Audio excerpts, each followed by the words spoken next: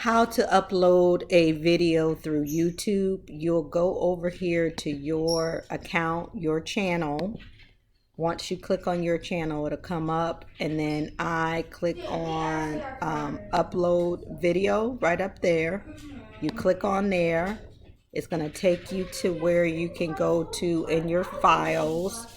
Select the file, so you'll want to know where you've saved the video at on your camera, and then you'll just go from here and upload.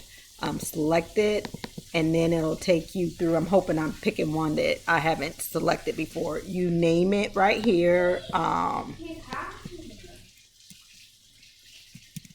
So you could put a title, and then you could put a description, and then, oops, you can't see this. Hang on. I gotta expand this window.